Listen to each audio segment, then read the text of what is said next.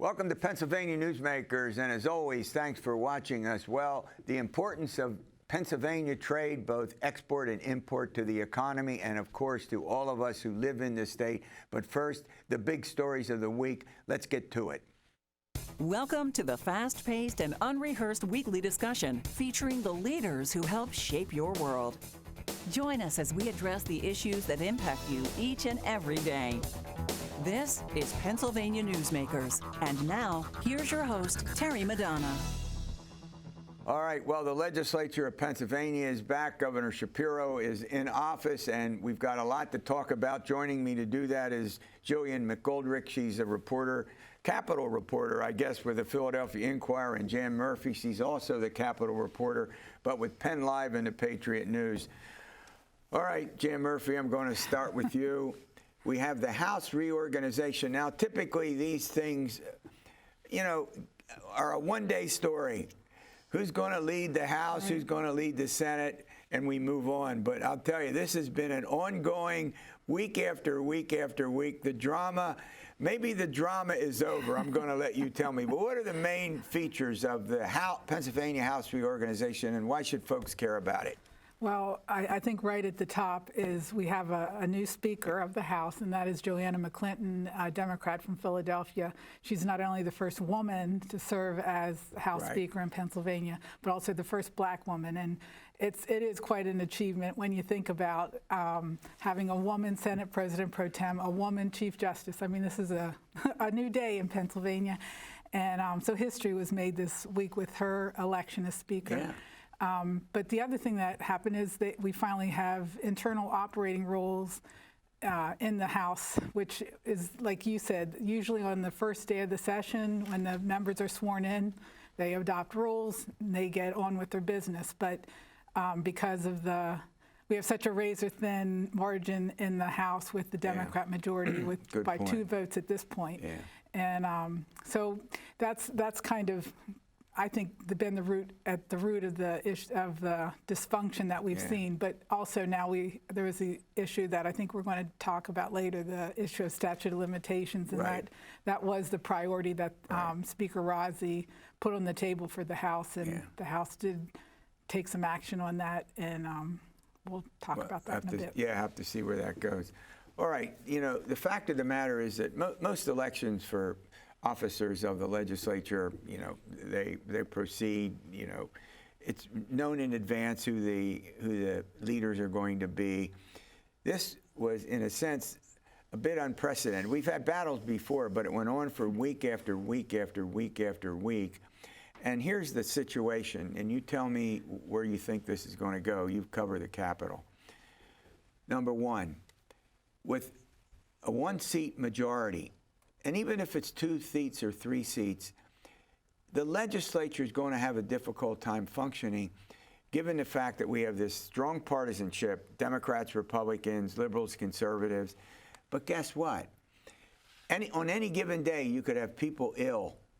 God forbid you could have people pass away. You have another situation where they just might not be present. So where does all that go? Yeah, Jan may know a little bit better than me, and the rules, reporting on the rules, getting figured out. But I believe that there was language in there about the majority party, and that that won't actually. Is that how it ended up? Yeah, the majority party won't change no matter what the makeup of the it stays that way for the session until a special session takes place. Special session. Yes. Yeah. Okay. Yeah, but the fact of the matter is trying to function that way in terms of the votes. Think about that. I mean, how deeply divided the legislature is. You have a couple of votes different. If people aren't there, what's that do to the measures that are likely to come up? One of which we're going to talk about. Yeah, I think that the leaders of both parties are going to have to practice some serious party discipline and voting discipline.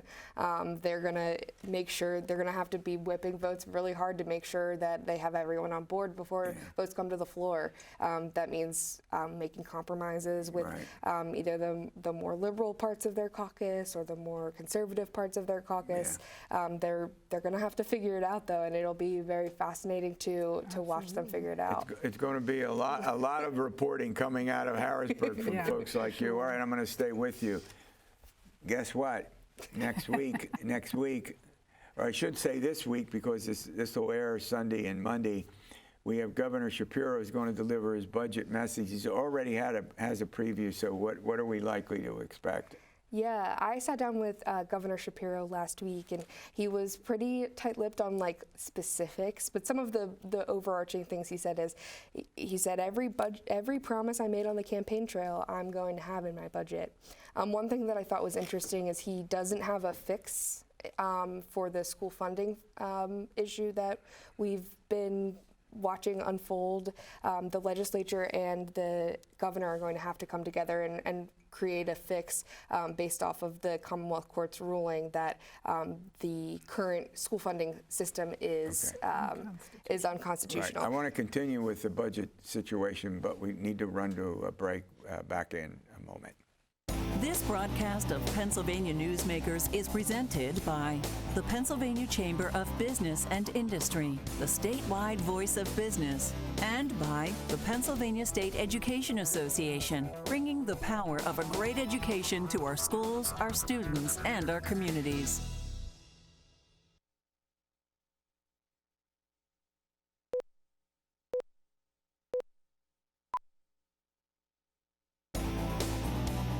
This broadcast of Pennsylvania Newsmakers is brought to you by the Pennsylvania Highway Information Association, the go-to source to learn about transportation projects and issues. Please visit pahighwayinfo.org. And by the Pennsylvania Manufacturers Association. Business in Pennsylvania is our business. All right, clarification. On Tuesday, March 7, Governor Shapiro will deliver his budget message for the next Commonwealth fiscal year to the Pennsylvania legislature, and obviously to the folks in our state, to the residents of the people in the state of Pennsylvania. All right, Jan Murphy, there is no doubt that one of the more serious problems the governor faces has to do with education funding and the need in some school districts where the property taxes are relatively low because of the low value of the property. He's going to have to do something to repair that, as well as some other big issues.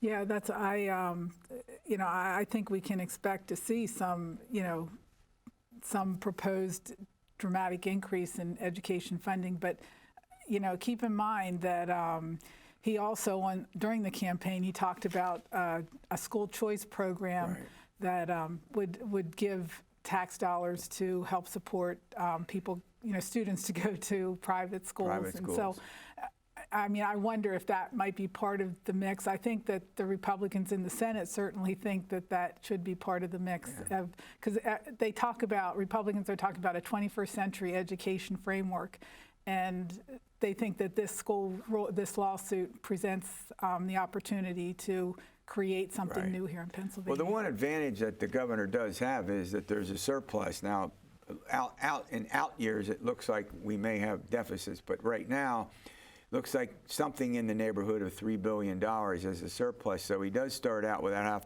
having to recommend any taxes. Yeah. So he definitely will. He's coming in a strong position, and also to add for viewers that a governor's first budget is often it often lays the landscape of what they want to accomplish over their 4 years. So some of it might not be what he's going to get through in this first budget, but it will be what he is hoping to accomplish over these next 4 years. Right. All right, let's switch topics and talk about, you mentioned it earlier, the statute of limitations has to do with the fact that we're dealing with a situation where folks who were childhood victims of sexual abuse, extending the time frame in which they can file lawsuits. Yeah, it's basically lifting the statute of limitations on those crimes, and this is just the civil lawsuits, I should say. That's all that this pertains to for past victims. But the House passed its version, constitutional amendment, as well as doing it by statute, which the Democrats and Governor Shapiro feel is absolutely constitutional. Republicans have a different view of it. So the House passed that. The Senate initially started off the session with bundling that with two other proposed constitutional amendments, one dealing with voter ID and the other dealing with the regulatory approval process, or actually disapproval. It would give the General Assembly the final say on disapproving regulations they don't like.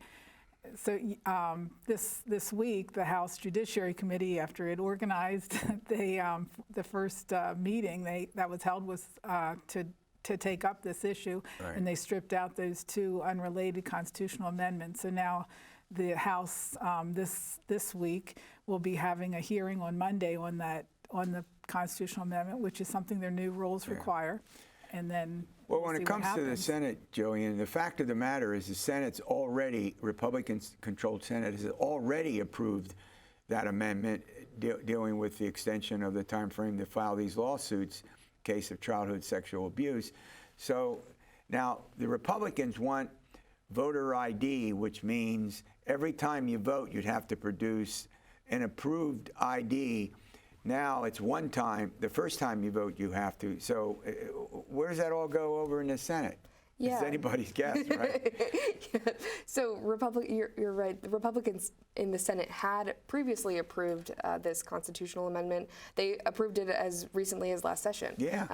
And then even before that, it was on its way to the ballot back in 2020, but an administrative error by the Department of State that eventually led the Secretary of State to resign from her position, kept it off the ballot and they had to restart the process all over again. So now it's been 4 times that this this constitutional amendment or statute of limitations has passed. And yeah, a lot of victims have said over and over again, like, we feel like we are getting ping-ponged along here. Yeah, I got it. All right, look, thanks for the update. All right, coming up, we're going to talk about the importance of trade in Pennsylvania, both exports and imports. Important to all of us, to the economy, to our livelihoods. We'll get to that after these words. This broadcast of Pennsylvania Newsmakers is brought to you by Cross-State Credit Union Association. Credit unions, where people are worth more than money. To find a credit union that is right for you, go to ibelong.org. And by the Energy Association of Pennsylvania, Pennsylvania's energy information source.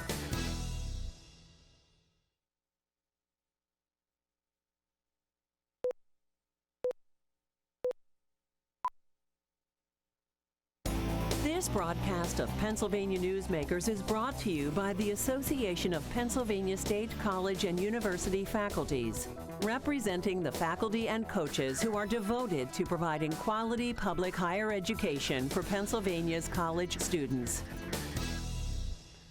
Well, trade in Pennsylvania affects all of us in our daily lives, particularly our pocketbooks. Joining me to chat about export and import trade is Wilfred Muskens.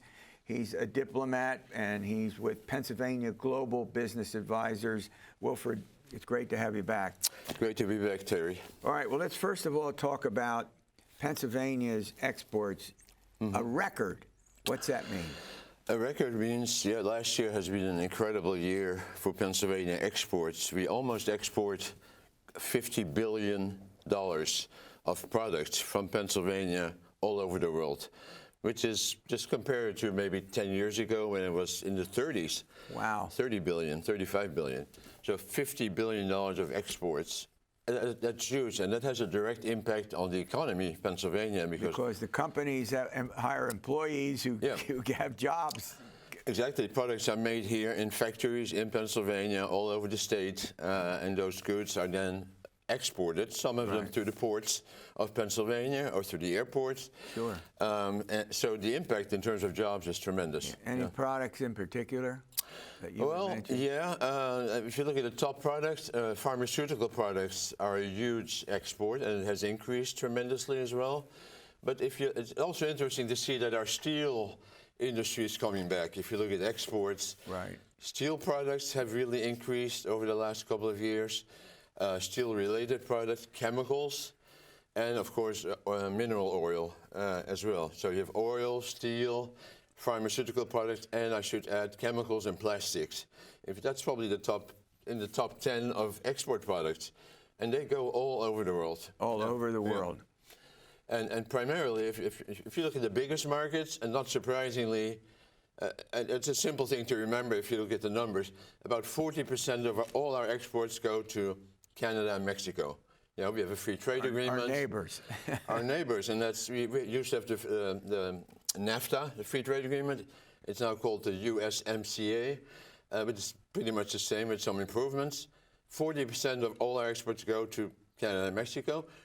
About 30% goes to Europe, and about 20% goes to Asia. It's you know, approximate, but sure. That shows, I mean, 90% of all our exports go to those big markets. So, you know, North America, important. Europe, Asia. Yeah. All right, another aspect of this is attracting international investments into the state. I mean, all of this helps produce jobs, which obviously assist Pennsylvanians in many different ways. Yeah, and Pennsylvania has a lot of assets, and I know, you know, Governor Shapiro and his administration are focused on improving the business climate. In the end, that's what attracts companies from overseas, because we compete with other states, our neighboring states, you know, southern states, Massachusetts in the life sciences, for example. So we have to have a favorable business climate, and that's taxes, it's labor, you know, it's available land, real estate. But those companies from all over the world are coming in bigger numbers now because we have an advantage, is our energy. You know, if you look at the cost of natural gas in Pennsylvania, thanks to our shale gas, compare that to the gas prices in Europe right now. You know, I'm from Europe originally, and I can tell you my family and my friends are not too happy. I know we use a lot of natural gas produced, particularly in several parts of our state, up in the Northeast, but obviously out in the southwestern part of our state. Where does that go when it gets shipped out of our country? I would love to see it shipped out of Philadelphia, but that's unfortunately not the case. You know, there's just not the pipelines right now that allow that to go west. To go east to Philadelphia and then to Europe. No, it goes to the ports in the south, and then it's exported. So if you look at our export numbers, they do not include our natural gas because it's not considered an export. It goes to other states. We're going under a break. I want to continue the conversation with international investments, find out where the money's coming from after these words. This broadcast of Pennsylvania Newsmakers is brought to you by the Pennsylvania Medical Society. Inspired physicians committed to the good health of Pennsylvanians and the advancement of the practice of medicine.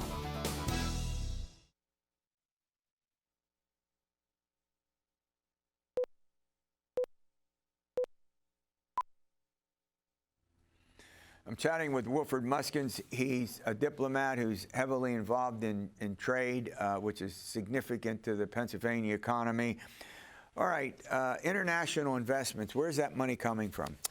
Mostly from Europe. If you look at the numbers, you know, I mentioned earlier, exports go to Europe a lot, but investment comes from Europe even more so.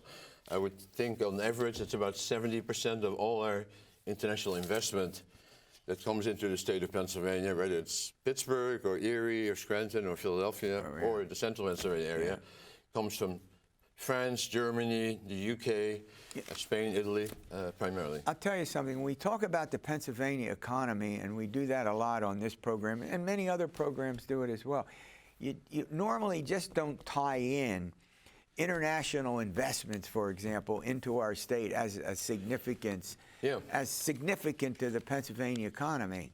A lot of, I think, when you look at companies around Pennsylvania, a lot of people don't realize that companies in their neighborhood are foreign-owned.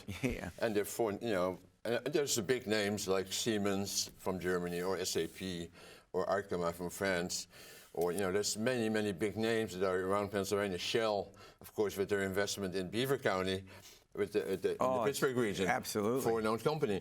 So those are big companies from overseas that invest here in the U.S., create jobs for real estate, for construction, for service providers, and for the people that live there.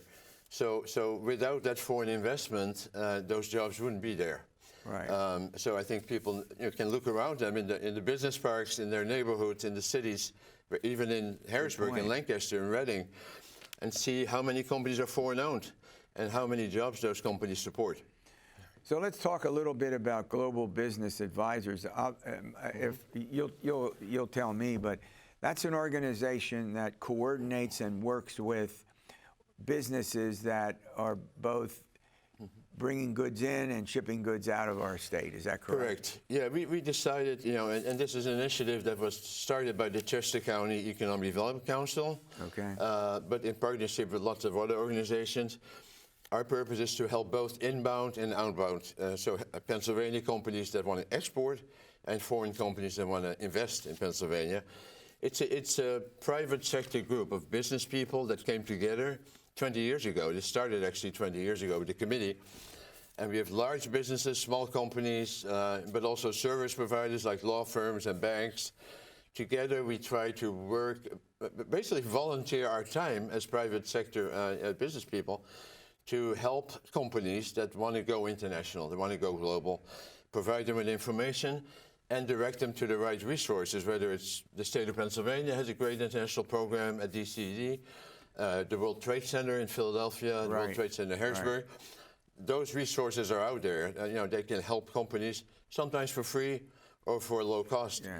But my group at Chester County is really focused on private sector service providers. Right. Yeah. All right. The fact of the matter is, I can just from your attitude, you seem very excited and optimistic about the future of both our import and export trade in Pennsylvania. Oh, absolutely. I mean, the numbers are.